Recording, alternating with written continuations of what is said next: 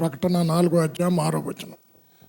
మరియు ఆ సింహాసనము ఎదుట స్ఫటికమును పోలిన గాజు వంటి సముద్రమున్నట్టుండెను. ఆ సింహాసనమునకు మధ్యను సింహాసనము చుట్టూను ముందు వెనుక కన్నులతో నిండిన 4 జీవులుండెను. చాలు, ప్రార్థన చేసుకుందాం. అత్యంత ప్రేమ, కృప, కనికరము కలిగిన మా తండ్రి, నీ మహాకృపను బట్టి నా ప్రకటన గ్రంథం వచనం వెంబడి వచనం అందులో దాచబడిన సత్యములను మా ముందుంచుతున్నావు. నీకు వందనాలు చెల్లిస్తున్నాం తండ్రి. ఈ దినము స్ఫటికము పోలిన సముద్రం సింహాసనము నుండి నానా ప్రవహించుట అపొస్తలుడైన యోహాను చూచి ఉన్నాడు. అందులో దాచబడిన సత్యములను మా ముందుంచండి. ఆ ప్రవాహంలో మేము మునుగుటకు నీ కృప దయచేయండి.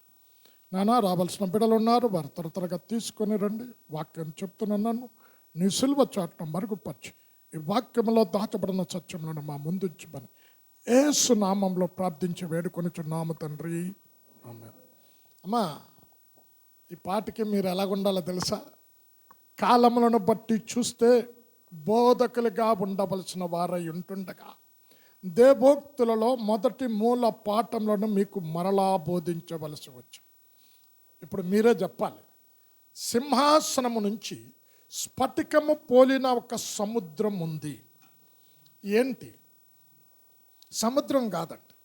ఏంటి అంటే దాని అర్థం మహోన్నతుడైన దేవుని యొక్క గంభీరతను, 2 ఆయన మహిమ యొక్క తేజస్సు యొక్క ప్రకాశమానాన్ని ఈ గాజు వంటి స్ఫటికము పోలిన సముద్రము అనలే, సముద్రము పోలి అన్నాడు.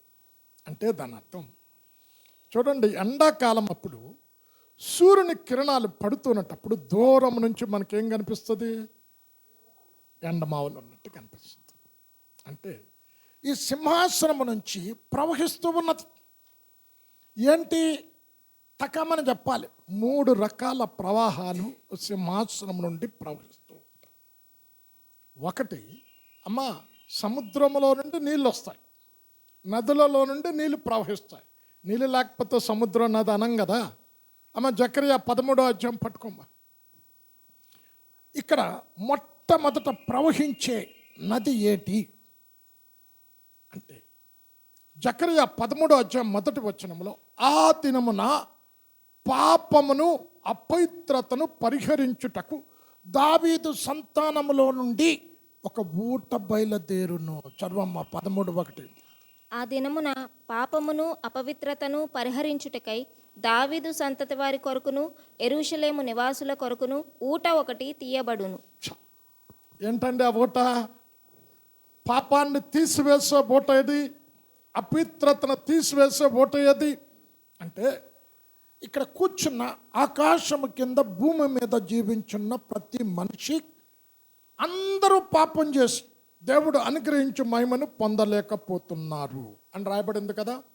భక్తుడైన అపొస్తలుడైన పౌలు అంటే పాపము లేని మనుషుడు ఒక్కడు లే. ఏదైనా తోటలోనే దేవునికి అవిధేయత చూపించుట ద్వారా పాపము ద్వారా ఆదాము సంతానాన్ని కన్నాడు. దేవుని స్వరూపాన్ని, దేవుని పోలికను ఆదాము పుట్టిన వ్యక్తి పోగొట్టుకున్నాడు. తన రూపములో కయ్యూనుని కన్నాడు, పాపపు రూపములో. ఇక్కడ ఒక పాపి అయిన వ్యక్తి కృపా సింహాసనం, అమ్మ 7 సింహాసనాలు మనకు ముందు చెప్పాను. అదొక సింహాసనం ఏంటి? కృపా సింహాసనం. అమ్మ చదువమ్మది ఎబ్రీ 4:16. సంయోచితమైన సహాయము కొరకు కృపా సింహాసనమునద్దకు చేరుదము. చదువమ్మ. కనుక మనము కనికరింపబడి సమయోచితమైన సహాయము కొరకు కృప పొందునట్లు ధైర్యముతో కృపాసనమునద్దకు చేరుదము. అమ్మాయి సింహాసనం ఏంటి? ఒక ఊట ప్రవహిస్తూ ఉన్నది. ఏంటా ఊట? పాపిని పరిశుద్ధ పరిచే ఊట. ఏంటా ఊట? యేసయ్య రక్తం. అంటే సంఘములోనికి ఒక పాపి వచ్చినప్పుడు, ప్రభువా నేను పాపిని, పాపము ద్వారానే నా తల్లి గర్భంలో నేను జన్మించాను, నా చూపులు అపవిత్రం, నా ఆలోచనలు అపవిత్రం, మా నడక, మా క్రియలు అన్ని పాపంతో నింపబడ్డాయి. ఈ పాపిని కడుగు అంటే పాపాన్ని కడిగేది యేసయ్య రక్తం. అంటే అన్న మన పాపంలో మనము ఒప్పుకున్న ఎడల ఆయన నమ్మదగిన వాడును నీతిమంతుడును కనుక సమస్త దుర్నీతి నుండి మనల్ని కడిగి పవిత్రులుగా చేయును. అమ్మా, ప్రతి మతం కూడా చెప్తుంది ఏంటంటే పాపమును పరిహరించటానికి రక్తం కావాలి. ఆ రక్తం పరమాత్ముని రక్తమై ఉండాలి. ఎందుకు? నువ్వు నేను పాపం చేశాం కనుక పాపము ద్వారా పుట్టిన వాడి ప్రతి రక్తం కూడా అపవిత్రమైనది కనుక ఆ దినమున అంటే దావీదు సంతానం. ఎవరు దావీదు సంతానం? క్రీస్తు ప్రభుల వారే దావీదు సంతానం. దావీదు కుమారుడుగాన పిలువబడ్డాడు. ఒక ఊట అంటే అయ్యో నేను పాపిని అంటే ప్రపంచములో ఏ దేశంలో ఉన్నా ఒక పాపి దేవుని యొద్దకు వచ్చినప్పుడు పాపాన్ని ఒప్పుకునేటప్పుడు ఈ పూట ఏం చేస్తుంది? ఆ పాపాన్ని కడిగి శుద్ధీకరించి పవిత్రపరుస్తుంది. చదవమ్మ హెబ్రీ 13:12.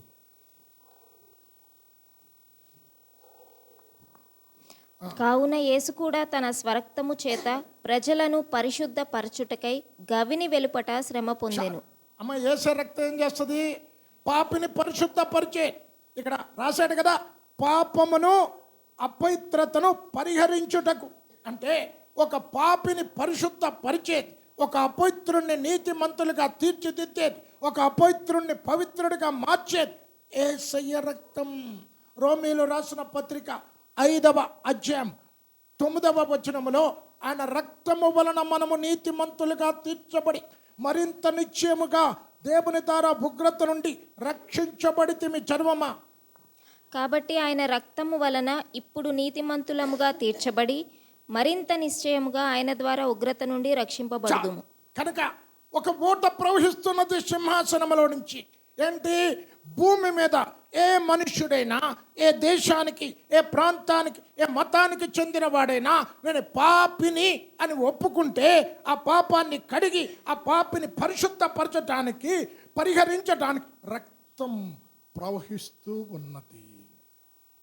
రెండవ ఊట ఏంటి? రెండు మీకు చూపిస్తారు ఫ్రెండ్స్. అమ్మ, ప్రకటన 22వ అధ్యాయం 1వ వచనం.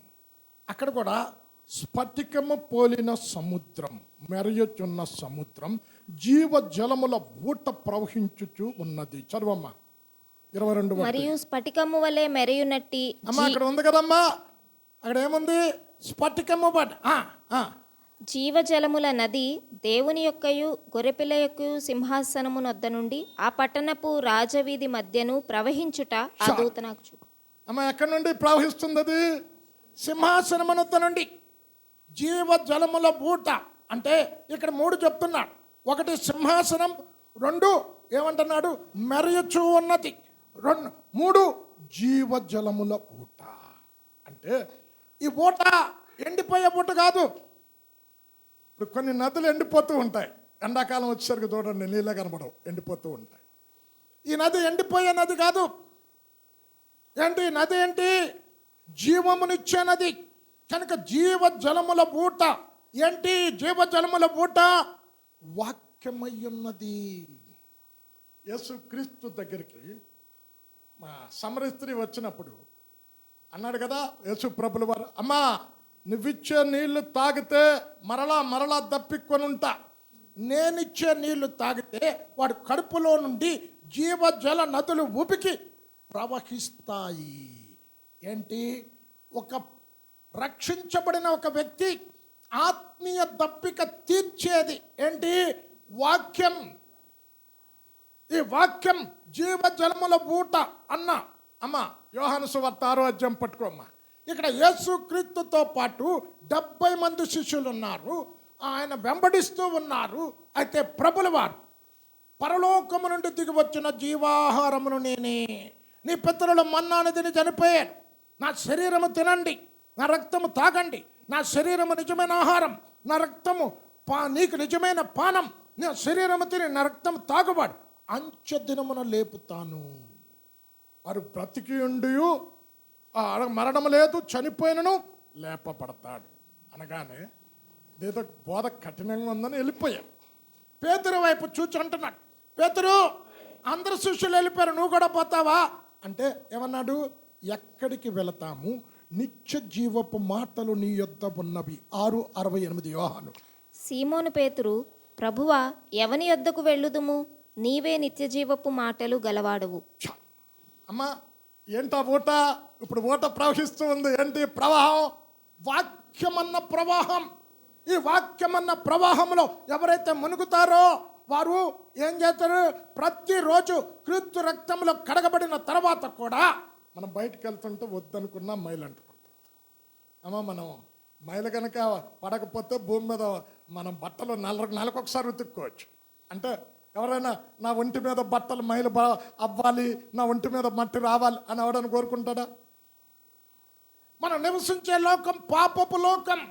ఆలోచనల ద్వారా, తలంపుల ద్వారా పాపం చేస్తూ ఉంటాం. ప్రతిరోజు జీవ జల నది అయినటువంటి వాక్యపు ప్రవాహంలో మొత్తం కడుక్కోవాలి. అమ్మా, అలా అంటున్నాడు కదా. ఇక్కడ ఈ వాక్యం ఏం చేస్తుందంట? దైవిక స్వభావము కలిగిన వ్యక్తిగా మారుస్తుంది. అమ్మ, అది అండర్లైన్ చేసుకోండి. యోహాను సువార్త 10వ అధ్యాయం పట్టుకోమ్మా. ఇక్కడ అంటున్నాడు, లేఖనానుసారంగా జీవించిన యెడల మీరు దైవములవుతారు. 10:34-35. అందుకు యేసు, మీరు దైవములని నేను అంటినని. అమ్మా, ఈ మాట చెప్పింది ఎవరు? యేసయ్యండి. దైవం. అమ్మ, నేను దైవం. ఆదాము ఎవరు పోలికమ్మా? దేవుని పోలికే కదా. చదవమ్మా. మీరు దైవములని నేను అంటినని మీ ధర్మశాస్త్రంలో రాయబడి ఉండలేదా? లేఖనము నిరర్ధకము కానేరదు కదా. అంటే ఈ వాక్యం ఒక వ్యక్తిలో ఉండే మనుష్య స్వభావాలు. మనుషుడు ఎప్పుడు ఏంటి? శరీరం ఏది చెప్తే అది కోరుకుంటాడు, చేస్తూ ఉంటాడు. శరీరం ఎప్పుడు కూడా ఆత్మకు వ్యతిరేకమైన కార్యం చేయమనే చెప్తాడు. అంటే ఈ వాక్యం చదువుతూ ఉంటే ఈ వాక్యాన్ని ఎలా చదవమన్నాడు? ఆహారముగా. ఎందుకు? ఇదేం చేస్తుంది? దైవిక స్వభావాలు నీలో వచ్చినట్టుగా చేస్తాడు. అంటే నీలో పాపపు స్వభావాలను తీసివేసి దైవిక స్వభావాలు నీలో వచ్చినట్టుగా చేస్తాడు. కనుక అమ్మ, హెజ్కేలు 3వ అధ్యాయం పట్టుకోమ్మా. ఇక్కడ అంటున్నాడు, నరపుత్రుడా, ఈ గ్రంథమును ఆహారముగా తీసుకొని నీ కడుపును నింపుకో. అంటే నేను ప్రభు సెలవీయక నేను దానిని భక్షించుతుని, అది నోటికి తేనె వలె మధురముగా ఉన్నది. హెజ్కేలు 3:3. నరపుత్రుడా, నేనిచ్చుచున్న ఈ గ్రంథమును ఆహారముగా తీసుకొని దానితో నీ కడుపు నింపుకొనిమని నాతో సెలవీయగా. ఎలా తీసుకోమన్నాడమ్మా? చెప్పాలా? ఎలాగా? ఇప్పుడు మీరు ఆహారం ఎలా తింటారు? పొద్దున్న బ్రేక్ఫాస్ట్, మధ్యాహ్నం లంచ్. ఇంక కడిపే దేవుడు ఉండరు కొంతమంది. వాళ్ళకి 4 అయ్యేసరికి ఎలకలు పరిగెడతా ఉంటాయి. ఏంటి? స్నాక్స్ అంటారు. ఈవినింగ్ 4 పూటలు తింటారు కొంతమంది గడిగడికి తినేవాళ్ళు కూడా ఉన్నారు. ఎందుకు? ఆహారము క్రమం తప్పకుండా తింటాం. అరే, నిన్న తిన్నాం కదా, ఈరోజు తినకపోతే ఏమవుతుంది అన్నట్టు ఎవరైనా అనుకుంటారండి? అమ్మో, తినకపోతే నడవలేము, పని చేయలేము. కొంతమంది ఒక పూట ఫాస్టింగ్ ఉంటేనే ఉపవాసం ఉన్నాం బ్రదర్, నీరసంగా ఉందట. అంటే ఆహారంగా తీసుకోమన్నాడు. ఎందుకు? క్రమము తప్పకుండా ఆహారాన్ని ఎలాగ భుజిస్తావో నీ ఆత్మకు బలమునిచ్చే, నీ అంతరంగాల్లో శక్తినిచ్చే, ఈ లోకాన్ని జయించే శక్తినిచ్చే వాక్యం ఇది జీవ జల ఊట అని అంటున్నాం. ప్రవహిస్తూ ఉన్నది. అంటే ప్రతి ఆదివారం దైవజనుడు మందిరంలో నిలబడి వచ్చిన విశ్వాసులకు అందరికీ వాక్యాన్ని బోధిస్తూ ఉంటే ముందు రోజు దైవజనుడు యేసయ్య దగ్గర కనిపెట్టి, ప్రభువా, ఈ పునరుత్థాన దినమందు సంఘములో విశ్వాసులందరూ కూడా ఆత్మీయ ఆహారం కొరకు ఆకలితో వస్తున్నారు. ఆ ఆత్మీయ ఆకలి తీర్చడానికి ఎలాంటి వర్తమానము చెప్పాలి అని దైవ సన్నిధిలో కనబడితే సింహాసనము నుండి ఒక ప్రవాహం దైవజనుడి కడుపులోనికి వస్తా, దైవజనుడి నోటిలో నుండి వచ్చే మాట ద్వారా వారు బలపరచబడతారు, ఉజ్జీవింపబడతారు. అమ్మా, ఇదేంటి? ఇది కూడా ఊట. ఈ ఊట నీలోనికి వస్తే నిత్యత్వానికి మార్గాన్ని చూపెడతాది. ఈ ఓట నీలోనికి ప్రవహిస్తే ప్రతి శోధనను జయిస్తావు. సుక్రీస్తు ప్రభుల వారు 40 దినాలు ఉపవాసం ఉన్న తర్వాత చాలామంది ఏమనుకుంటారంటే బాప్తిష్యం తీసుకున్న తర్వాత శోధనలు రావండి అని. బాప్తిష్యం తీసుకున్న వెంటనే ఉపవాసం చేశాడు. 40 రోజులు ఉపవాసం అవగానే సాతాను శోధించిందంట. మళ్ళీ అక్కడ ఏం రాయబడింది? కొంతకాలం వెళ్ళిపోయిందంట. ఎప్పుడైనా నెరవేరది అంటే ఏంటి? క్రైస్తవుని జీవితం ప్రతిరోజు పోరాటమే. ప్రతిరోజు ఆత్మకు వ్యతిరేకమైన కార్యాలు శరీరము చేయమన్నాడు చెప్తున్నాడు. ఇప్పుడు పోరాటం ఉంటా.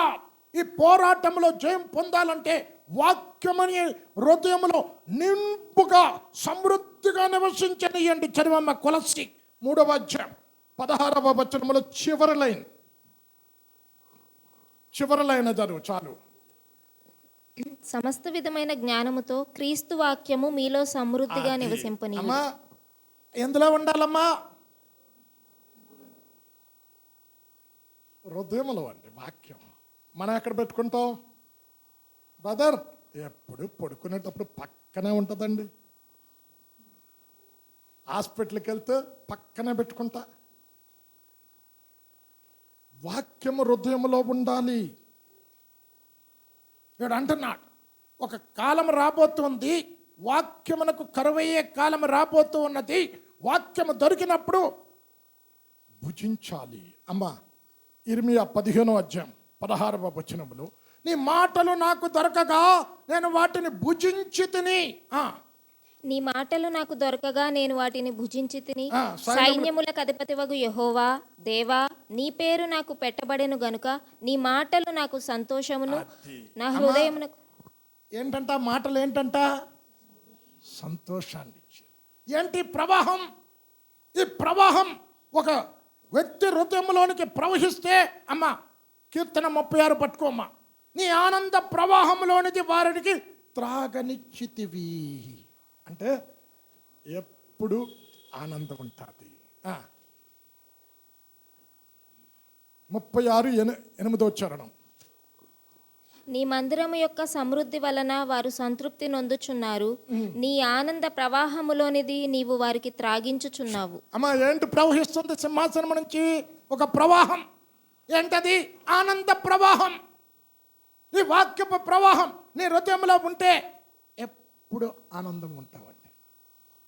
భక్తుడైన పౌలు చూడండి, చెరసాలలో ఉండి ఏం చెప్తున్నాడు? ఆనందించుడి, మరలా చెప్పుదును ఆనందించుడి. అంటే దేవుని రాజ్యం ఏంటనంట అమ్మ రోమా 14:17 దేవుని రాజ్యం భోజనము పానము కాదు కానీ నీతి సమాధానం పరిశుద్ధాత్మ అందలి ఆనందమునయ్యున్నది. ఇప్పుడు ఈ ప్రవాహం నీలోనికి వస్తే నీకు అనారోగ్యం ఉన్నా, సమస్యలున్నా, కష్టాలున్నా, నిందలు ఉన్నా ఎప్పుడు నవ్వుతూనే ఉంటావు, ఎప్పుడు ఆనందిస్తూనే ఉంటావు. ఇది ఆనంద ప్రవాహం. అంటే మందిరంలోనికి వచ్చి యేసయ్య దగ్గర ప్రార్థన చేసిన ప్రతి వానితో ఈ ప్రవాహం అన్నం నింపుతా. ఈ ప్రవాహం నింపినప్పుడు నీ చుట్టుపక్కల వారు దుఃఖంలో ఉన్నా నీకు ఎప్పుడు కూడా హృదయంలో సంతోషం. అమ్మ మీరు అమెరికాలో ఓ మంచి యవనస్తుడు చనిపోయింది విన్నారు కదా? ఆమె ఎన్ని సంవత్సరాలకి? 31 సంవత్సరం. భార్య న్యూస్లో మాట్లాడింది, ఫాక్స్ న్యూస్లో విన్నారండి? ఏం మాట్లాడింది? ఇప్పుడు ఏమనాలి చెప్పండి? ఇప్పుడు ఈ ప్రవాహం ఆమెలోనికి లేకపోతే ఏమనేది? అరే యవ్వన ప్రాయములో ఆయన 5th స్టాండర్డ్ చదివినప్పుడే దేవుణ్ణి పట్టుకున్నాడంట. యూనివర్సిటీలో స్టూడెంట్స్ని అందరూ ఆత్మీయంగా బలపరిచి అమెరికా దేశాన్ని క్రీస్తు దేశంగా కట్టాలి అన్నది ఆయన ఆశ. ప్రభువా నీ కొరకు పని చేశాడు, నీ కొరకు నిలబడ్డా. ఇదేంటి చచ్చిపోయాడు నాయన? ఈ యవన ప్రాయంలో ఆమె వయసు ఏమంటుంది? ఒక 29 ఉంటుందో 30 ఉంటుందో. నేను విధవరాలను అయిపోయే నువ్వు దేవుడు అయితే నా భర్తను ఎందుకు తీసుకున్నావు అనలే. నా భర్త ఏ పని అయితే ప్రారంభించాడో ఆ పని అంతకు రెట్టింపు శక్తితో ముగిస్తాను. విన్నారా ఎవరైనా మాట? ఆశ్చర్యపోయానండి. మళ్ళీ ఏం చెప్పింది? చిన్న పిల్ల అడిగిందంట, డాడీ ఎక్కడ ఉన్నారు? రాలేడు. దేవుని దగ్గరికి వెళ్ళాడమ్మా, ఒకరోజు మనం కూడా అక్కడికి వెళ్తాం. బా, ఏం స్టేట్మెంట్ అండి! చదవండి అది. కీర్తన 46:4 చరణములు. ఒక నది కలదు, దాని కాలములో దేవుని పట్టణమును, సర్వోన్నతమైన మందిరమును సంతోషింపజేయుచున్నది. 46:4. ఒక నది కలదు, దాని కాలువలు దేవుని పట్టణమును, సర్వోన్నతిని మందిరపు పరిశుద్ధ స్థలమును సంతోషపరచుచున్నవి. అమ్మా, ఎవరిని సంతోషపరుస్తుందంట? మందిరపు స్థలం. మందిరం ఎవరు చెప్పాలి? ఎవరు? నేనే అని చెప్పండి. ఇన్ని వర్తమానాలు అన్న తర్వాత you are a movable church. నడిచే మందిరము నీవే. ఈ మందిరము నడవదు, నీవు నేను నడిచే మందిరం. ఈరోజు అంత చక్కటి స్టేట్మెంట్, యవన ప్రాయంలో నేను వైదవ్యాన్ని అనుభవించాను, నా బిడ్డల తండ్రి లేని బిడ్డలయ్యే అని దేవుణ్ణి సనగలేదు, దూషించలేదు, సంతోషంతో మాట్లాడింది. నిత్యత్వం. ఆమె ఎంత చక్కగా చెప్పిందండి. యేసయ్య దగ్గరికి నా భర్త వెళ్ళాడు.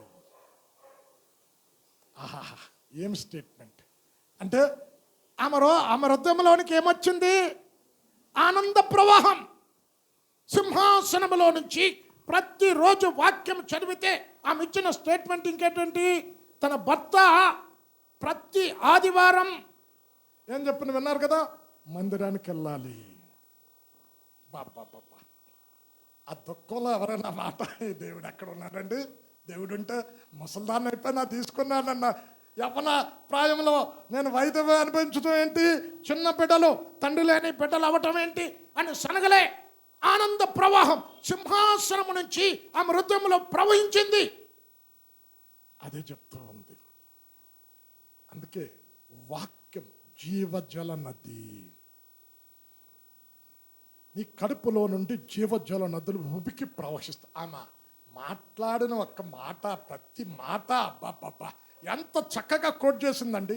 ఎపిసి కోట్ చేసింది, విన్నారా? ఎపిసి 5వ అధ్యాయం కోట్ చేసింది. మళ్ళీ తన భర్త ప్రేమను గురించి కోట్ చేసింది, ఆయన మిషన్ గురించి కోట్. బాబా, రెట్టింపు శక్తితో చేస్తా ఆ పని. నా భర్త ఆరంభించిన పని కారణం ఒక ప్రవాహం ఆమెన హృదయంలోనికి వచ్చింది. ఏంట ప్రవాహం? ఆనంద ప్రవాహం. భర్త చనిపోయినా, తన వైధవ్యాన్ని అనుభవించిన బిడ్డలు తండ్రి లేని బిడ్డలైనా ఆమె హృదయంలో ఉన్న సంతోషాన్ని ఎవ్వరూ తీయలేకపోయారు. కారణం, రక్షించబడిన బిడ్డ హృదయంలో ఎప్పుడు కూడా శాశ్వతమైన వాటిని చూస్తుంది, తాత్కాలికమైన వాటిని చూడరు. నిత్యత్వానికి సంబంధించిన వాటి వైపు చూస్తా. ఆనంద ప్రవాహం. అయితే కొంతమంది పాపములోనే ఆనందం ఉందనుకుంటారు. అమ్మా, ఇప్పుడు తేనె చాలా తీపుకుంటుంది కదా. ఈ తేనెను చూచి చీమలు అబ్బో ఈ తేనె తిని ఆనందిద్దామని తేనెలోకి రాగానే ఏమవుతాయమ్మా? చనిపోతాయి. అంటే లోకములో ఆనందం ఉన్నదని, లోక ఆనందం శాశ్వతమైనదని అనుకొని అందులో పడిపోయి చాలామంది చచ్చిపోతూ ఉన్నారు. ఎలాగా? ఇప్పుడు లైట్ వెలుగుతున్నప్పుడు ఆమె పురుగులు కొన్ని అంటే ఏమంటారండి? ఉసురు పురుగులా ఏంటి? కాంతికి వచ్చి ఏమవుతాయి? చచ్చిపోతాయి. ఇది తాత్కాలికంగా నీకు ఆనందాన్ని ఇస్తుంది పాపం, కానీ దీర్ఘకాలం నీకు దుఃఖాన్ని కలుగజేస్తా.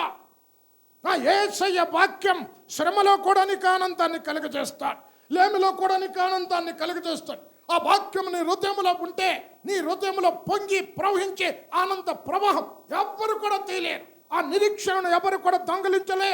ఒక నిరీక్షణ ఉంటుంది వాళ్ళకి. ఆ ఆప్తులను పోగొట్టుకున్నా, తల్లిదండ్రులను పోగొట్టుకున్నా, అనాథలుగా ఉన్నా ఒక నిరీక్షణ ఉంటా. ఏంటా నిరీక్షణ?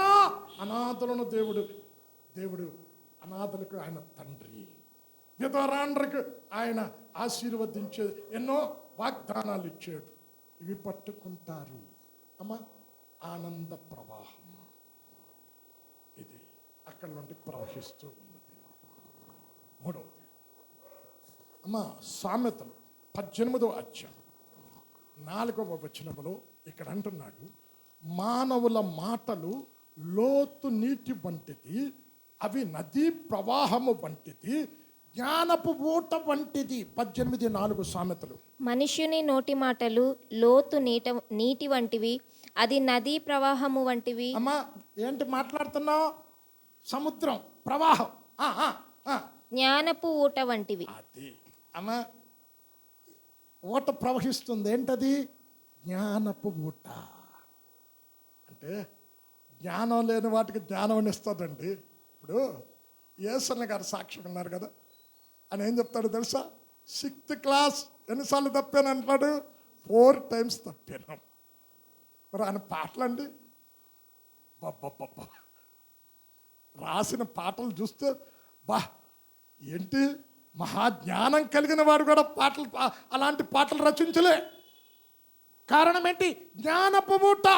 యేసయ్య దగ్గరికి వస్తే మీలో ఎవరికైనాను జ్ఞానం కొద్దిగా ఉన్న ఎడల నా సన్నిధికి వచ్చి అడగాలి, అడిగిన ప్రతి వారికి ధారాళముగా దయచేవాడు.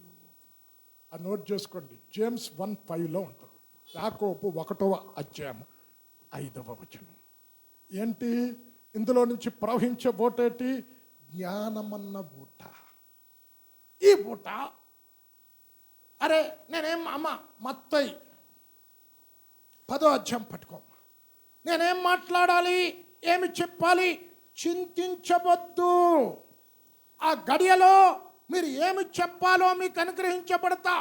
మీ హృదయంలో ఉండి మాట్లాడేవా తండ్రి ఆత్మ మీలో నివసించి మాట్లాడుచున్నాడు, కానీ మాట్లాడేది నీది కాదు. 10, 19, 20. మత్తయి 10వ అధ్యాయం 19, 20. వారు మిమ్మును అప్పగించినప్పుడు ఎలాగూ మాట్లాడుదుము, ఏమి చెప్పుదుము అని చింతింపకుడి. మీరేమి చెప్పవలెనో అది ఆ గడియలోనే మీకు అనుగ్రహింపబడును. మీ తండ్రి ఆత్మ మీలో ఉండి మాట్లాడుచున్నాడే గాని మాట్లాడువారు మీరు కారు. అమ్మా, నా జీవితంలో 2 ప్రసంగాలు, కానీ అదేంటో రాసుకోలేదండి. అద్భుతం అన్నమాట. అది దేవుడిచ్చింది. ఇప్పటికే నేను ఆశ్చర్యపోతా ఉంటా. కాకినాడలో ఉద్యోగ సభలు పెట్టారు, ఓపెన్ గ్రౌండ్. అప్పుడు ఎన్టీ రామారావు సీఎంగా ఉన్నటప్పుడు మాటికి పవర్ కట్ వస్తూ ఉండేది. గుర్తుందండి? పవర్ కట్ అప్పుడు ఎక్కువ ఉండేది. ఉదయం ఒక వర్తమానం ఇచ్చాను, సాయంకాలం బైబిల్ తెరిచేసరికి కరెంట్ పోయింది మొత్తం. కరెంట్ పోతే ఇంకేం చదువుతామండి? ఆ రోజుల్లో ఏమంటారు, బ్యాటరీ కదా,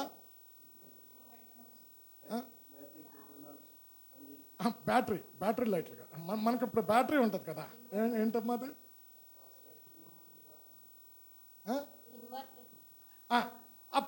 ఇప్పుడంటే అందరూ కొనుక్కుంటున్నారు, అప్పుడు లేవు అవి.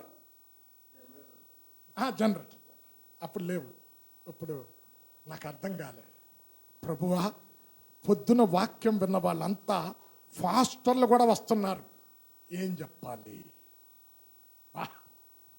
టకటక ఇచ్చాడండి. మళ్ళీ అది చెప్పలేను. అదొకటి. 2వ వర్తమానం ఒకసారి లత ఇంట్లో మాట్లాడే, మా కింద మనస్సును గురించి మాట్లాడే. ఎప్పుడు మనస్సులో వ్యర్థతల గురించి చూపెట్టి, బ్యాళ్ళకి ఏంటంటే అది నేను పేపర్ మీద రాసుకోలే, అక్కడికక్కడ తలంపులు ఇస్తే చెప్పాను.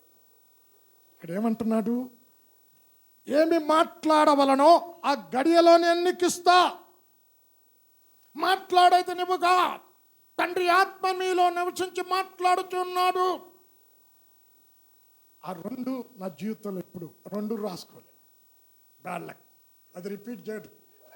ఎక్కడ అద్భుతమైన వర్తమానం. నాకు ఇప్పుడు కూడా అరే భద్రత గురించి మాట్లాడాను, ఏం మాట్లాడాను, అక్కడక్కడ ఇచ్చాడు, మర్చిపోయాను. ఇప్పుడైతే రాసుకుంటున్నాను అనుకో. అంటే చూడండి, ఆయా అమ్మ అలాగని నేను ఏ సంఘంలో ఆత్మ పొందుకున్నాను, నీ నోరు తెరువు బాగా నింపుతాడు దేవుడు. తప్పది. సమయము ఇచ్చినప్పుడు, ముందుగా చెప్పినప్పుడు నువ్వు ప్రిపేర్ కాకపోతే దేవుడు ఇవ్వడు. రేపు వర్తమానం ఉంది అని సరదాగా రోజంతా తిరిగి దేవుడు ఇస్తాడులే. అనుకూలత లేనప్పుడు, నువ్వు ప్రిపేర్ కావటానికి సమయం అప్పుడు ఇస్తాడు. అలా పిచ్చి పనులు చేయకండి. ఎక్కడైతే ఆత్మ పొందుకున్నానో అని అలాగ అన్నాడు. అది తప్పది. వాక్య జ్ఞానం లేక. ఏంటి వాక్యం ఏం చేస్తుంది అమ్మ? జేమ్స్ 3rd చాప్టర్ పట్టుకోమ్మా. యాకోబు రాసిన పత్రిక 3వ అధ్యాయం. పైనుండి వచ్చు జ్ఞానం పవిత్రమైనది. అంటే పవిత్రమైన ఆలోచనలు తీసుకొస్తుంది, పవిత్రమైన ఉద్దేశాలను కలుగజేస్తారు. అది సమాధానకరమైనది. అంటే నీ నోట్లో ఎప్పుడు ఆ జీవజల ఓటలు ఉబికితే, ఆత్మీయ వాక్యం ఉబికి ప్రవహిస్తే సమాధానంతో కూడిన మాటలు మాట్లాడతాం. అంటే ఇప్పుడు కోడలు వచ్చి పక్కింటి వాడి దగ్గరికి వెళ్ళింది. మా అత్త నన్ను దడతా ఉంది ఉట్టునే అంటే, అవతలోడు జీవజల ఓట లేకపోతే కడుపులో, ఈ కాల పత్తలందరూ అలాగేలే, నువ్వెందుకు కూరుకున్నావు, నువ్వు కూడా అనాల్సింది. అమ్మ చదువమ్మ 3:17. అయితే పైనుండి వచ్చు జ్ఞానము మొట్టమొదట పవిత్రమైనది, తరువాత సమాధానకరమైనది. అమ్మా ఎలాగుంటది? ఇప్పుడు ఈ ఓటార్లో ప్రవహిస్తే ఏమంటారు తెలుసా? అరే మీ అమ్మ తిట్టింది, ఇలాగ వచ్చి చెప్తావా 10 మందికి? ఎప్పుడు తిట్టలేదా, కొట్టలేదా? చిన్నప్పుడు తన్నులు తిన్నవాళ్ళం కదండి, తల్లులు తట. ఆ మాట అంటే ఎలాగుంటుంది చెప్పండి? సమాధానం వస్తుంది. నువ్వేం తక్కువ తిన్నావా, నువ్వు చదువుకోలేదా, నువ్వు కూడా 4 మాటలు మాట్లాడు అంటే ఓట లేదాల్లో. పైనుండి వచ్చే వాక్యం ఈ జీవజల ఊట సమాధానకరమైనది, సులభముగా లోబడినది. అంటే తల్లిదండ్రులకు లోపడతారు, అత్తకు లోపడతారు, మామకు లోపడతారు. మనకంటే వయస్సులో పెద్ద ఉన్న వారికి లోబడే జ్ఞానం పైనుండి వస్తుంది సులభముగా. అంటే నీకు కష్టపడి ఇంకోళ్ళు చెప్పాల్సిన పనిలే. సులభముగా లోబడినది, కనికరమును మంచి ఫలములతో నిండినది. చెడ్డ ఫలములు ఉన్నాయి. మంచి ఫలములు ఏంటి? ప్రేమ, సంతోషం, సమాధానం, సాత్వికం, ఆశానికరం, మంచితనం, మంచి ఫలములతో నిండినది. ఇది ఏంటంట? పక్షపాతము చూపదు. అంటే కూతుర్ని ఒకలాగా, కోడలను ఒకలాగా, కొడుకుని ఒకలాగా, అల్లుని ఒకలాగా చూడదు. ఇది వేషధారణ ఉండదు. చదువమ్మా. వేషధారణ అయినను లేనిదే ఉన్నది. అక్కడ నుండి చదువమ్మా. కనికరముతోను మంచి ఫలములు. తరువాత సమాధానకరమైనది, మృదువైనది, సులభముగా లోబడినది. మృదువైనదంటే అమ్మ అలాగా ఉంచి సామెతలు 15కి వెళ్ళమ్మా. మృదువైన మాట కోపమును చల్లార్చు. ఇప్పుడు పక్కింటోడు మృదువైన మాట మాట్లాడకపోతే వెళ్ళి పక్కన వెళ్ళి, ఏమే చూస్తా ఉన్నాను, ఏంటి నువ్వేం మాటలు మాట్లాడుతూ పట్టడానికి ఇక్కడ ఎవరున్నారు అంటే ఏం లేదు, ఊట లేదు. ఈ జీవజల ఊట ప్రవహిస్తే ఈ ఊట ఏంటి? జ్ఞానమునిచ్చే ఊట. ఈ ఊట ఏంటి? మృదువైన మాటలు మాట్లాడుతాది. అవతల కోపంతో ఉన్న వ్యక్తిని చల్లార్చి పంపుతాది. చదువమ్మ 15:1. మృదువైన మాట క్రోధమును చల్లార్చును. అమ్మా అందుకే కౌన్సిలింగ్ తీసుకోవడానికి ఎవరైనా వెళ్తే ఎలాగుండాలి తెలుసా? మంచి మాటలు చెప్పే వాళ్ళ దగ్గరికి వెళ్ళండి. భేదాలు పెట్టి చెప్పే వాళ్ళ దగ్గర, కలహాలు పుట్టించే వాళ్ళ దగ్గర వెళ్ళొద్దు. ఇది ఏమంటున్నాడు? మృదువైనది, సులభముగా లోబడినది. సులభంగా అంటే చెప్పగా, మీ అమ్మ తిడితే ఇలా చెప్తావా పక్కింటోడికి? చెప్పం కదా. అప్పుడు ఏంటి? సులభముగా వెళ్ళి అత్తకి లోబడతాది. కనికరముతోనూ మంచి ఫలములతోనూ నిండుకొనినది. పక్షపాతమైనను పక్షపాతం అంటే కోడళ్ళు ఒకలాగా. అప్పుడు చూడండి, ఆడవాళ్ళు ఏం తక్కువ కాదు. కోడళ్ళు ఒకలాగా చూస్తారు, కూతుర్లు ఒకలాగా చూస్తారు, అక్కను ఒకలాగా చూస్తారు, ఆడపొడుచును ఒకలాగా చూస్తారు. నీ అక్కలాగో, నీ చెల్లెలాగో, నీ ఆడపడుచులాగా. పక్షపాతము లేనిది, వేషధారణ లేనిది. అంటే పైకి భక్తి, మందిరంలో వచ్చి ముసుకేసుకొని అబ్బో గంటల తరబడి ప్రార్థన, ఏడ్చేడ్చి, అమ్మాయి ఎంత ఏడ్చి ప్రార్థన చేస్తుంది, అంత భక్తురాలు. అత్తకు ఒక గ్లాసు నీళ్ళు ఇవ్వడం. అమ్మా ఏంటిది? ఏంటిది? వేషధారణ జీవితం. నేను అంటున్నాడు ఊట, జీవజల ఊట. ఏంటది? జ్ఞానమునిచ్చే ఊట. మూడోదా నాలుగోదమ్మా? అమ్మ అప్పుడు విలాప వాక్యాలు 2వ అధ్యాయం పట్టుకో. ఇక్కడ అంట, సియోను కుమారి ప్రాకారమా, నది ప్రవాహము ప్రవహించినట్లు దివారాత్రులు కన్నీరు విరామము కలగజేయకు, నీ కనుపాపను విశ్రమింపనీయకు. 2:18 విలాప వాక్యం. జనులు హృదయపూర్వకంగా యెహోవాకు మొరపెట్టుదురు. సియోను కుమారి ప్రాకారమా, నదీ ప్రవాహము వలె దివారాత్రము కన్నీరు పారనిమ్ము. ఏమన్నాడు? నదీ ప్రవాహం. ఇక్కడ ఏంటి? ఒక ప్రవాహం ప్రవహిస్తూ ఉన్నది. ఏంటి? దివారాత్రులు పారనిమ్ము, విరామము కలుగనీయకుము, నీ కంటి పాపను విశ్రమింపనీయకుము.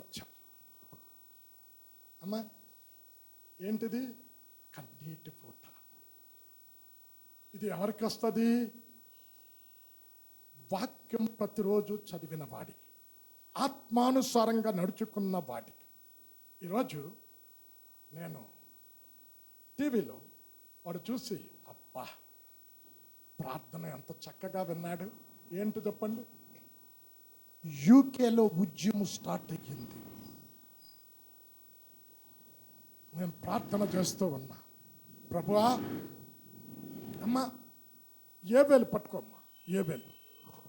ప్రభువా, గొప్ప గొప్ప భక్తులు లేచిన గడ్డ కదా అది. John Wesley, Charles Spurgeon, William Carey, గొప్ప గొప్ప భక్తులు లేచిన దేశం అది. అనేక దేశాలకు మిషనరీస్ పంపించిన దేశం ఎండిపోయిన స్థితిలో ఉన్నది. ఉద్యమం రేగిందండి. 2 సాక్ష్యాలు విన్నా ఈరోజు. ఇవన్నీ చెప్పడానికి సమయం లేదులేండి. ఇక్కడ అంటున్నాడు, ఆ దినమున 3:18లో యోబులో పర్వతాలలో నుండి కొత్త ద్రాక్షారసము పారును, కొండలలో నుండి పాలు ప్రవహించును, యూదా నదులన్నిటిలో నుండి నీళ్లు పారును. ఇక్కడ యెహోవా మందిరములో ఒక ఊట ఊపికి సిత్తీము లోయను తడుపును. 3:18 చదవము. ఆ దినమందు పర్వతములలో నుండి క్రొత్త ద్రాక్షారసము పారును, కొండలలో నుండి పాలు ప్రవహించును, యూదా నదులన్నిటిలో నీళ్లు పారును. నీటి ఊట యెహోవా మందిరములో నుండి ఉబికి పారి షిత్తీము లోయను తడుపును. అమ్మా ఇది ఒక్కటే చాలా టైం పడుతుంది, సింపుల్గా వివరిస్తా. ఇంకా 2-3 ప్రవాహాలు ఉన్నాయి. ఏంటి? ఆ దినమున ఏంటి? పర్వతాలలో నుండి కొత్త ద్రాక్షారసం. అంటే దాని అర్థం ఏంటి?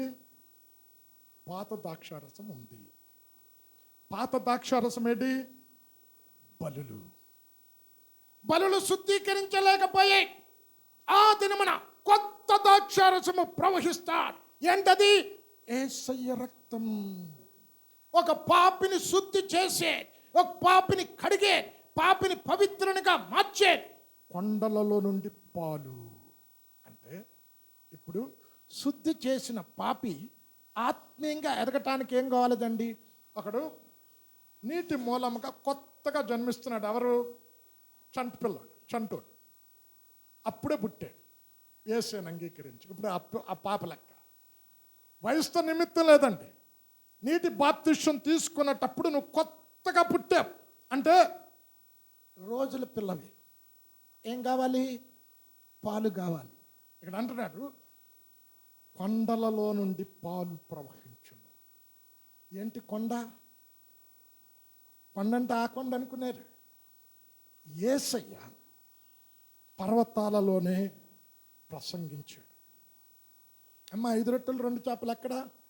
అక్కడే. కొండ మీద ప్రసంగం ఎక్కడ? అక్కడే. చనిపోయింది అక్కడ. కల్వరి కొండ. ఆరోహణమైంది అక్కడ. కొండ మీద నుంచి మరలా వచ్చేది ఎక్కడ? కొండ మీదకే వస్తాడు. ఒలీవ కొండ మీదకి. ఆ కొండల నుండి పాలు ప్రవహిస్తాడు. అంటే ఒక విశ్వాసి అంతరంగాన్ని బలపరిచే, శక్తినిచ్చే వాక్యమన్న పాలు ప్రవహిస్తాది. యూదా నదులన్నిట్లో నుండి నీళ్లు పారును. యూదా అంటే స్తుతి, అంటే స్తుతించే వారి నోట నుండి నీళ్లు ప్రవహిస్తూ ఉంటాయి. ఆ మందిరంలో నుంచి ఒక ఊట ప్రవహించి, ప్రభువా, ఆ దేశం నశించిపోతూ ఉంది. ఒకప్పుడు ఆ దేశంలో నుంచి ఎంతో మంది మిషనరీస్ వచ్చారు కదా. ఇప్పుడు ఆ దేశాన్ని తిరిగి మరల మాకు సువార్త చేశారు, మమ్మల్ని రక్షించారు. ఇప్పుడు ఎండిపోయిన స్థితిలో ఆ దేశం ఉంది. మిషనరీస్ని పంపు, అక్కడికి వాక్యం బోధించే వారిని పంపు అని మందిరంలో నుండి ఒక ఊట ఊపికి ప్రవహించి, సిత్తిము అంటే ఏంటమ్మో? సిత్తిం అంటే తుమ్మకర్ర. అంటే తుమ్మ చెట్టు ఎందుకైనా పనికొస్తుందా? ఆ తుమ్మకర్ర ఎవరు? మీరు ఒకసారి వర్తమానం విన్నారు కదా, మనమే. తుమ్మ చెట్టు పట్టుకుంటే ముళ్ళు గుచ్చుకుంటాయి. ఇప్పుడు రక్షణ లేనోడు, ఇప్పుడు ఒక తాగబోతాడు, తన భార్యకేంటి? అరే నా భర్తే నాకు ఒక ముళ్ళు. ఎందుకు? తాగొచ్చి తంతున్నాడు. కారణం తాగుబోతాడు, భార్యకి భర్త ముళ్ళు. అంటే ముళ్ళ లాంటి మనుషులు నీ ప్రవర్తన ద్వారా, నీ క్రియల ద్వారా, నీ మాటల ద్వారా ఇతరులను గుచ్చుతున్నామంటే నీవే ఆ షిత్తీము లోయవి, షిత్తీము చెట్టువి. మందిరంలో ఒక బూట ప్రవహిస్తూ ఉన్నది. ఆ బూట షిత్తీము లోయను తడుపుతూ ఉన్నది. అంటే దొంగలను మారుస్తూ ఉన్నది, హంతకులను మారుస్తూ ఉన్నది, డ్రగ్స్కి హ్యాబిట్, మత్తు పదార్థాలకు బానిసైన వ్యక్తులను మారుస్తూ ఉంది, తల్లిదండ్రులకు లోబడిన వారిని మారుస్తూ ఉంది. ఆ బూట మందిరములో నుండి ప్రవహించాలి. సిత్తీములోయను తడుపుతూ ఉంది. తుమ్మ చెట్టు స్వభావం లాంటి మనుషులు మారి బలిపీఠమైపోతున్నారు, గంగాళమైపోతూ ఉన్నారు. అంటే యేసును ప్రకటించే, ఒక సువార్తను ప్రకటించే ఒక బలిపీఠంగా వారు మారుతూ ఉన్నారు. వారే దీపస్తంభముగా, అంటే చీకటిలో నడుస్తున్న ప్రజలను వెలుగు చూపించే ఒక ఉపకరణంగా వారు మారుతూ ఉన్నారు. వారే ధూప వేదిక, ఆ కుటుంబం కొరకు, రక్షణ లేని ప్రజల కొరకు ప్రార్థించే ఒక ప్రార్థనా ధూపంగా వారు మారుతూ ఉన్నారు. వారే మందసం పెట్టిగా, అంటే దేవుని యొక్క స్వరాన్ని ప్రజలకు వినిపించే ఒక నాయకులుగా. ఎక్కడి నుండి ప్రవహిస్తుంది బూట? ఆ ప్రవాహం సింహాసనం నుండి ప్రవహిస్తూ ఉన్నది. సంఘం కూడుకొని, మన ఒక్క దేశమే కాదండి, క్రైస్తవులకు ప్రపంచమంతా క్రైస్తవులదే. మంది ఈ దేశం అనుకోకూడదు. సర్వలోకానికి వెళ్ళి ఆడ మీ దేశంలోనే సువార్త చేయండి అని యేసయ్య అని చెప్పాడమ్మా. సర్వలోకానికి వెళ్ళి సర్వ సృష్టికి సువార్తను ప్రకటించండి. కన్నీటి ప్రవాహం మందిరంలో నుండి ప్రవహిస్తే, ఇప్పుడు మీకు ఇంతకు మునుపు చాలాసార్లు చెప్పాను అగస్తీన్ గురించి. ఆయన రక్షించబడిన తాత ఏం చెప్పాడో తెలుసా? 30 సంవత్సరాల మా తల్లి కన్నీటి ప్రవాహంలో కొట్టుకొని నేను యేసయ్య శిలువ దగ్గరకు వచ్చే. ఎలాంటి ఘోరమైన పాపినైనా అమ్మా, ఈ ప్రవాహం ప్రవహిస్తే నీ కన్నీటి ప్రవాహం ద్వారా కొట్టుకొని దేవుని దగ్గరికి వస్తారు. ఇది కన్నీటి ప్రవాహం. అమ్మా, యెషయా 66వ అధ్యాయం పట్టుకో. ఇక్కడ అంటున్నాడు, ఆలకించుడి, సమాధానము అను నదిని ఆమె యొద్దకు పారజేయుదును. 66:12 యెషయా. యెహోవా ఇలాగూ సెలవిచ్చుచున్నాడు, ఆలకించుడి, నది వలె సమాధానమును ఆమె యొద్దకు పారజేయుదును. అమ్మ ఉంది కదమ్మా, ప్రవాహం నది ఉంది కదా. మరి వర్తమానం తప్పుడు వర్తమానం అయిపోద్ది. అది కరెక్ట్ వర్తమానం తీసుకునేటప్పుడు ప్రవాహం అంటే ఎలాగ ప్రవహిస్తుందంట, నది వలె సమాధానమును ఆమె యొద్దకు, ఆమంటే సంఘం, ఆమె యొద్దకు పారజేయుదును. అంటే ఇక్కడ ఈ ఎన్ని సమస్యలు, ఎన్ని కష్టాలు ఉన్నా, నేను ఒకసారి ఒక వాల్ పోస్టర్ చూశాను. వాల్ పోస్టర్ అంటారు, ఆర్ట్. భయంకరమైన తుఫాన్ వస్తూ ఉంది, అన్నీ కొట్టిపోతూ ఉన్నాయి. ఒక చెట్టు త్వరలో ఒక చిలక చక్కగా ఏం పట్టినట్టుంది. అంటే నీ చుట్టూరా అల్లకల్లోలం ఉన్నా, నీ చుట్టూరా ప్రజలు దుఃఖంలో వేదనలో ఉన్నా, ఎలాంటి స్థితిలో ఉన్నా, యెషయా 26:3 ఎవని మనస్సు నీ మీద ఆనుకునను వారిని నీవు పూర్ణ శాంతి కలవానిగా. అబ్బబ్బబ్బ, ఎప్పుడు సమాధానం ఇంట్లో, ఎప్పుడు సంఘంలో సమాధానం, ఇప్పుడు కూడా సమాధానం. 26:3 చదవమ్మ. ఎవని మనస్సు నీ మీద ఆనుకొనునో వానిని నీవు పూర్ణశాంతి గలవానిగా కాపాడుదు. చూడండి, ఇప్పుడు భర్తను పోగొట్టుకున్న ఆమె ఎలాగుందమ్మా, సమాధానం పోయిందామె, చక్కగా మాట్లాడుతుంది. కారణం ఏంటి, దేవుణ్ణి ఆనుకుంది. ఆ సమాధానం ఎవ్వరు కూడా తీసివేయలేరు. అమ్మ 4 రిఫరెన్సులు ఇస్తా సమాధానం. ఇప్పుడు ప్రపంచం అంతా సమాధానాన్ని కోరుకుంటుంది. మన పక్కనున్న రాష్ట్రంతో మనకి సమాధానం ఉందమ్మా, ఏ రాష్ట్రంతో లేదు. అటు చైనాతో లేదు, ఇటు పాకిస్తాన్తో లేదు. అంటే ఒక మనిషికి ఉండే జ్ఞానం, ఆస్తి, ఐశ్వర్యం, అధికారం నెమ్మదినివ్వదు. నెమ్మదినిచ్చేవాడు దేవుడే. అమ్మ లూకా 2:2 పట్టుకో. ఇక్కడ అంట సర్వోన్నతమైన స్థలములలో ఆయనకు మహిమయు ఆయనకిష్టులైన ప్రజలకు భూమి మీద సమాధానం. క్రిస్మస్ మనం చదువుతాం కదా 2:14. సర్వోన్నతమైన స్థలములలో దేవునికి మహిమయు ఆయనకిష్టులైన మనుషులకు భూమి మీద సమాధానము కలుగునుగాక. అమ్మ ఎవరికి ఇప్పుడు సమాధానం ఇచ్చే దేవుని దగ్గరికి రావట్లేదండి జనాలు. సమాధానం కొరకు ఏదేదో వెతుకుతున్నారు. నిజమైన సమాధానం యేసయ్య దగ్గర దొరుకుతా. కారణం ఆయన నిజదేవుడు, సృష్టించిన సృష్టికర్త, మానవులను సృష్టించిన నిర్మాణకుడు ఆయన కనుక ఆయనే సమాధానం ఇస్తాడు. యోహాను సువార్త 14:27 ఇక్కడ అంటున్నాడు, నా శాంతిని మీకు అనుగ్రహించుచున్నాను, లోకమిచ్చున్నట్లుగా కాదు, నా శాంతి. 14:27 శాంతి మీకు అనుగ్రహించి వెళ్ళుచున్నాను, నా శాంతినే మీకు అనుగ్రహించుచున్నాను, లోకమిచ్చున్నట్టుగా నేను మీకు అనుగ్రహించుట లేదు. అమ్మ ఏమన్నాడు, లోకంలో ఎక్కడ దొరకదు ఈ శాంతి. ఎక్కడ దొరుకుతుంది? భవనాలు లేకపోయినా, బ్యాంక్ బ్యాలెన్స్ లేకపోయినా, ఈ పూటకు తినటానికి తిండి ఉంటే నెమ్మదిగా ఉంటాం.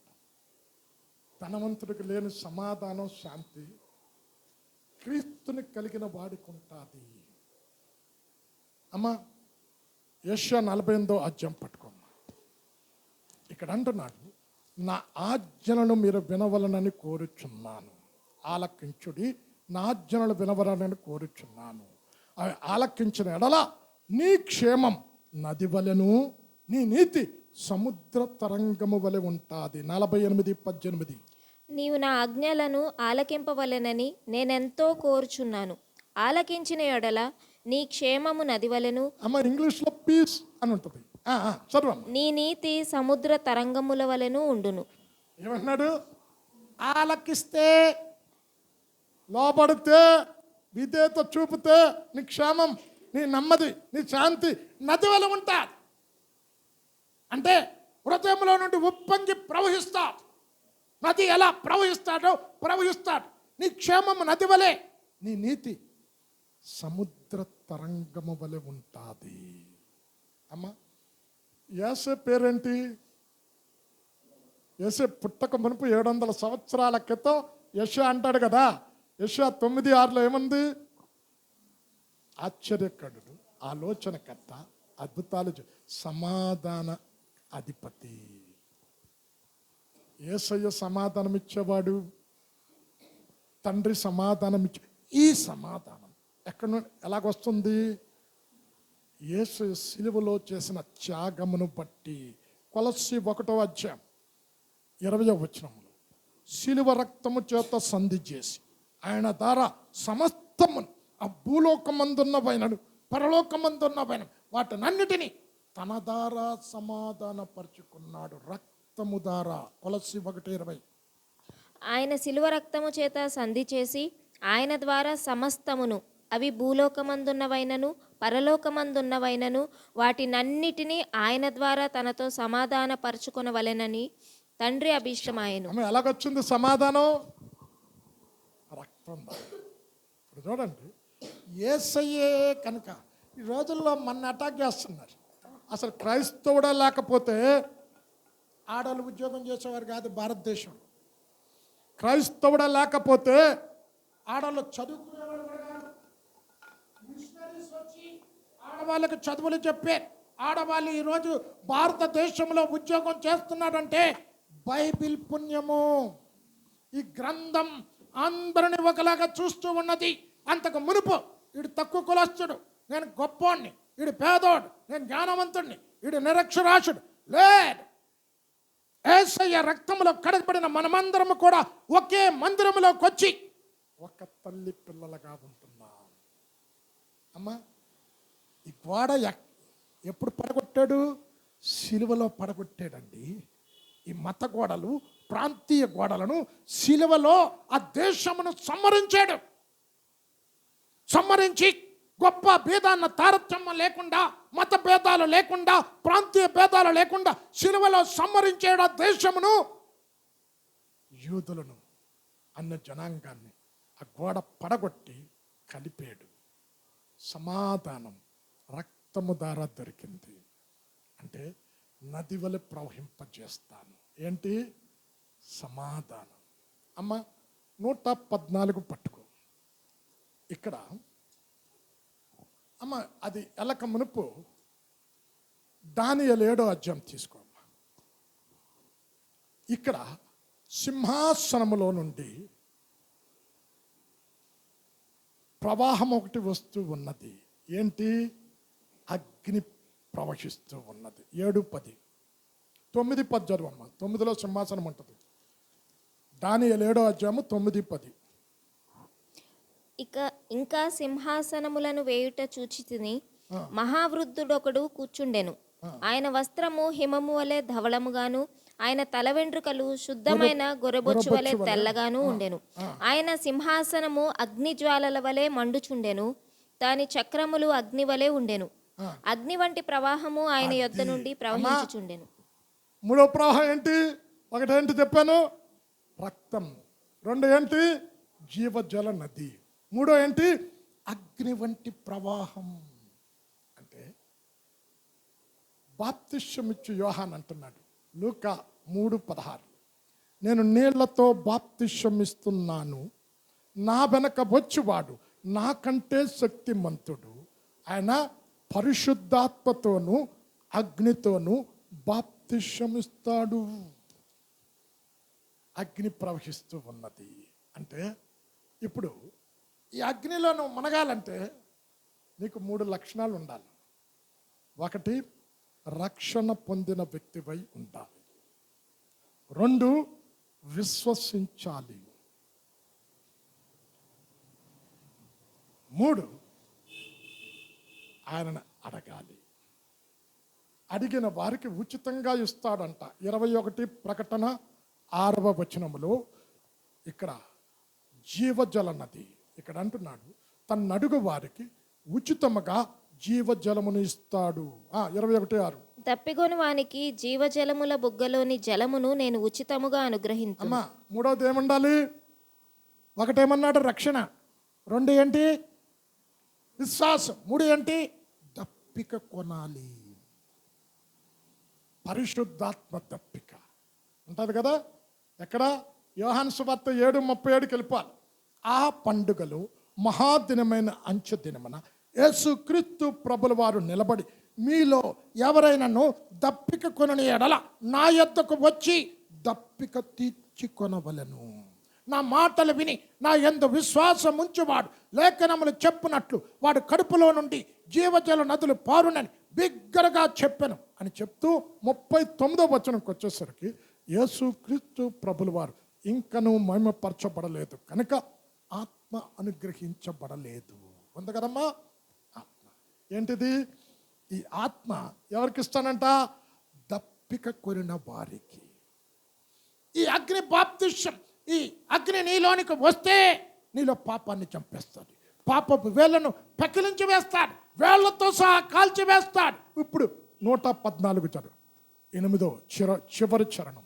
ఇక్కడ అంటున్నాడు, బండను నీటి మడుగు మూటగాను చెక్కుముకి రాతిని నీటి మడుగులుగాను చేసేదను. 114:8.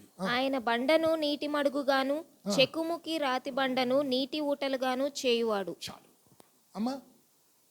బండను నీటి మడుగు. బండ అంటే ఏంటి? కొంచెం అంటారు కదా, బండ లాంటి స్వభావం ఏంటిది? అరే బండోడా అమ్మా. కొంతమంది అంటారు, అరే బండోడా అంటాం కదా. అంటే ఏంటి? మాటకు లోపట్టు, రాతి హృదయం, కఠిన హృదయం. ఇక్కడ అంటున్నాడు, బండని నీటి మడుగులుగా, చెక్కుముకి రాతి బండని నీటి ఓటలుగా చేస్తా. అమ్మా, ఇద్దరున్నారు బైబిల్లో, చాలామంది ఉన్నారు. సౌలు అలాంటోడు. స్త్రీ అని పురుషుడని భేదం లేదు, అందరిని చెరసాలేస్తున్నాడు. హింసించటమే స్టెప్పను చచ్చిపోతే ఆ చావుకి సమ్మతించాడు. అయితే ఈ నీటి ఓట అతనిలోకి వచ్చింది. ఎలా మారు? ఏ సంఘాన్ని హింసించటానికి పూనుకున్నాడు అదే సంఘం కొరకు ప్రాణము పెట్టాడు.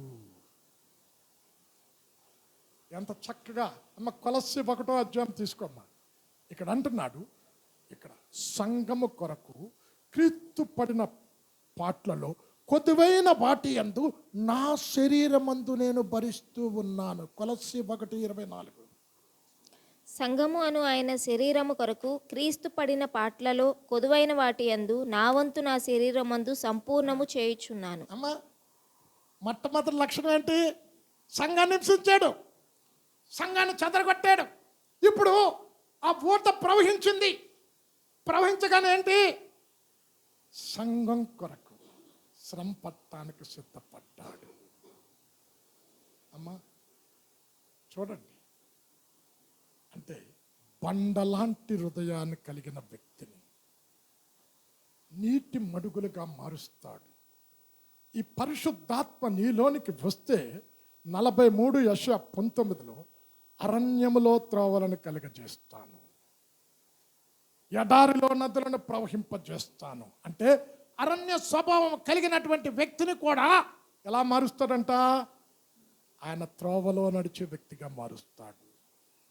ఎడారి లాంటి మనస్తత్వం కలిగిన వ్యక్తిని ఏంటి? నీటి మడుగులను. 43:19 చదవన్నా. నేను అరణ్యములో త్రోవ కలుగజేయుచున్నాను, ఎడారిలో నదులు పారజేయుచున్నాను. అంటే కఠిన స్వభావం కలిగిన వ్యక్తి అరణ్య స్వభావం కలిగిన వ్యక్తిని కూడా మారుస్తాడు. ఈ పూట ఎక్కడి నుండి? సింహాసనము నుండి ప్రవహిస్తూ ఉన్నది. అమ్మ 44 యెషయా పట్టుకోమ్మా. ఇక్కడ అంటున్నాడు, దప్పిక కొని వారడి యొద్ద నేను ఒక ఊటను నింపుతా, నీ సంతతి వారి మీద నీ ఆత్మను కుమ్మరిస్తా, రూకలు లేకపోయినా ఉచితంగా కుమ్మరిస్తా. 44:4. నీటి కాలువల యొద్ద నాటబడిన నిరవంజి చెట్లు గడ్డిలో ఎదుగునట్లు వారు ఎదుగుదురు. ఒకడు నేను యెహోవా వాడనను. 44 నాలుగనమ్మా మూడు. మూడు నేను నాలుగు. దప్- నేను దప్పిగలవాని చదవమ్మా. నేను దప్పిగలవాని మీద నీళ్లను, ఎండిన భూమి మీద ప్రవాహ జలములను కుమరించెదను. నా సంతతి మీద నా ఆత్మను కుమరించెదను. నీ ఏమన్నాడు? నీ సంతతి మీద ఆత్మను కుమ్మరిస్తాను. ఎప్పుడైతే కుమ్మరిస్తావో ఆత్మ ఏం చేస్తుంది? నూతన స్వభావాన్ని తీసుకొస్తుంది. తీతుకు రాసిన పత్రిక వెళ్ళమ్మా, 3వ అధ్యాయం 5వ వచనములో, మనము నీతిని అనుసరించి చేసిన క్రియల మూలముగా కాక తన కనికరము చెప్పునని పునర్జన్మ సంబంధమైన స్నానము ద్వారా పరిశుద్ధాత్మ మనకు నూతన స్వభావం కలుగజేయటం ద్వారా మనలను రక్షింపజేసును. తీతు 3:5. మనము నీతిని అనుసరించి చేసిన క్రియల మూలముగా కాక తన కనికరము చొప్పుననే పునర్జన్మ సంబంధమైన స్నానము ద్వారాను పరిశుద్ధాత్మ మనకు నూతన స్వభావము కలుగజేయుట ద్వారాను మనలను రక్షించెను. ఏం చేస్తుంది? పాత స్వభావం, రాతి స్వభావాన్ని తీసేస్తుంది, అరణ్య స్వభావాన్ని తీసివేస్తుంది, లోబడిన మనస్తత్వాన్ని తీసివేస్తుంది. విధేయత కలిగిన వ్యక్తిగా, సాత్వికం కలిగిన వ్యక్తిగా, దీనత్వం కలిగిన వ్యక్తిగా, మెత్తని మనస్సు కలిగిన వ్యక్తిగా మార్చివేస్తుంది. 1 సమూయేలు 10వ అధ్యాయం 6వ వచనంలో, ఆత్మ అతని మీదకి వచ్చినప్పుడు కొత్త మనస్సు వచ్చెను. 16. యెహోవా ఆత్మ నీ మీదికి బలముగా దిగివచ్చును.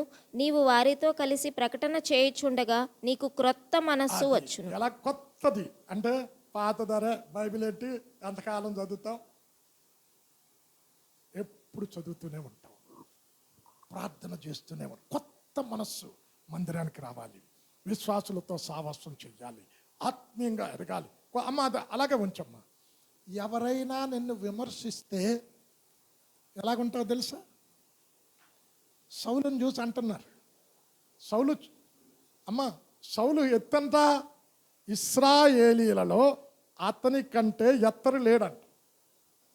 అయితే అరే ఈయన రాజు, మనకి ఈయన ద్వారా ఫిలిస్తీన్ల దగ్గర నుండి రక్షించబడతామా అని సౌలును తృణీకరిస్తూ ఉంటే వాళ్ళ దగ్గర ఎలా కొన్నాడంట? చెవిటివాడు లెక్కున్నాడట. చివరి వచనం చదువమ్మ, 1 సమూయేలు 10వ అధ్యాయము చివరి 37 అనుకుంటా. పనికి మాలిన వారు కొందరు ఈ మనుష్యుడు మనలను ఎలాగూ రక్షింప ఏమంటున్నారు? అరే ఈ మనుషుడు ఎలా రక్షిస్తాడు? ఈయన మనకి రాజా? అరే అని ఏమన్నా భేదోడా చెప్పండి అమ్మా. భాగ్యవంతుడు కీషు, ఆయన తండ్రి కీషు భాగ్యవంతుడు. ఇప్పుడు ధనం కలిగిన వాడికి ఎలాగుంటుంది చెప్పండి? ఎవడన్నా అపసిస్తే అరే నేను కొనేస్తాను రా నా డబ్బుతో అంటాం కదా, కోపంతో, గర్వం. ఇప్పుడు ఏమన్నాడు? ఈయన రక్షిస్తాడు. అమ్మా చదువమ్మా. ఎలాగూ రక్షింపగలడని చెప్పుకొనుచు అతని నిర్లక్ష్యము చేసి అతనికి కానుకలు తీసుకొని రాకుండగా అతడు చెవిటివాడైనట్టు ఊరకుండెను. అది ఎలాగున్నాడు అమ్మా? బండను నీటి మడుగులు కాను, చెక్కుముకి రాకి బండను నీటి ఓటలుగా చేస్తాను. మెత్తని హృదయం వస్తుంది. ఎవరైనా విమర్శించినా ఆ జీవజల ఓట నీలో ప్రవహిస్తే, ఆ పరిశుద్ధాత్మ నీలోనికి ప్రవహిస్తే ఎలాగుంటావు? విమర్శించేవారు చెవిటోడు. ఇప్పుడు వెనక చెవిటోడు లెక్కుంటే స్పందించాం కదండి. చెవిటోడు కొందరు అంటారు కదా, చెవిటోడు దగ్గర శంఖం ఉత్తే ఏమో అంటారు కదా. ఎంత విధులా, ఎంత అరుచుకున్నా చలనం లేకపోతే వెళ్ళిపోతాం. చూడండి అలాగున్నాడు చూడండి. ఎప్పుడమ్మా? కొత్త మనస్సు వచ్చిన తర్వాత. చివరిగా ఒక్క చరణం చదువమ్మా, ఒక్క వచనం. యెషయా 50 అధ్యాయం పట్టు. దప్పిక కొన్న వారలారా నీళ్ల యొద్దకు రండి, రూకలు లేని వారలారా ఉచితముగా భోజనము చేసి పానము చేయుడి. 51. 55. దప్పికొనిన వారలారా నీళ్ళ యొద్దకు రండి, రూకలు లేని వారలారా మీరు వచ్చి కొని భోజనము చేయుడి. రూకలు లేకపోయినను రండి, రూకలు లేకపోయినను ఏమియు నియ్యకయే ద్రాక్షారసమును పాలను కొనుడి. అది ఇప్పుడు పరిశుద్ధాత్మని పొందుకోవటానికి ఒకడు వచ్చాడు తెలుసు కదా, ఎవరు? గారడి సీమోన్. అరే పేతురు గారు, యోహాన్ గారు ఎవరైనా ఎత్తి మీద చేతులు ఉంచితే ఆత్మ దిగి వస్తుంది. ఇది బాగుంది. కొంతమంది ఇది బిజినెస్ అయిపోయింది. అమ్ముకోవటం బిజినెస్ అయిపోయింది. వాడు ఏమన్నాడు? పేతురు దగ్గర తీసుకొచ్చి సీమోన్ గారడి వాడు మూట పెట్టాడు ధనం. నేను కూడా ఎవరిని ఎత్తి మీద చేస్తే ఆత్మ దిగి రావాలి అంటే ఏమన్నాడు? నీ హృదయం ఇక్కడ ఏమన్నాడు? రూకలు లేకపోయినను ఏమియూ ఇవ్వకనే ఉచితముగా ద్రాక్షారసమును పానము చేయుడి. ఆత్మ ఉచితంగా ఇచ్చేదండి. ఇక్కడ అంటున్నాడు. అమ్మ ముగిస్తూ ఉన్నా. నేను ఇంకోటి కూడా చెప్తాను అనుకున్నా. సింహాసనము దగ్గర వెనక ముందు చుట్టూ ఏమన్నాయి? కన్నులు ఉన్నాయట. ఇంక మరి చెప్తే మళ్ళీ ఆల్రెడీ అయిపోయిన టైం. నేను ఈ రెండు చెప్పి నాలుగు జీవుల గురించి నెక్స్ట్ వీక్ మాట్లాడదాం అనుకున్నా. ఒక వచనానికి ఎన్నున్నాయో చూడండి. అమ్మ ముగిస్తూ ఉన్నా. ఏంటి? సింహాసనము దగ్గర నుండి ప్రవాహం ప్రవహిస్తూ ఉంది. ఏంటి? పాపిని పవిత్రపరిచేది, పాపాన్ని పరిహరించే రక్తధారలు ప్రవహిస్తూ ఉన్నాయి. 2 జీవజల బూట, వాక్యపు బూట ప్రవహిస్తూ ఉన్నది. 3 పరిశుద్ధాత్మ బూట. ఈ బూట ప్రవహిస్తే ఎన్ని ఆశీర్వాదాలు వస్తో చూపించే. జ్ఞానం వస్తుందని, ఆనందం వస్తుందని, సమాధానం వస్తుందని. అమ్మ చెప్పండి, అన్నీ నేనే చెప్తే మీరేటి? ఆత్మల కొరకు కన్నీరు వస్తుంది. ఈ బూట అక్కడ నుండి ప్రవహిస్తూ ఉన్నది. ఈరోజు వచ్చిన వాళ్ళు వచ్చినట్టు అల్లకుండా సింహాసనము నుంచి ప్రవహించే బూటలు నేను మునగాలి.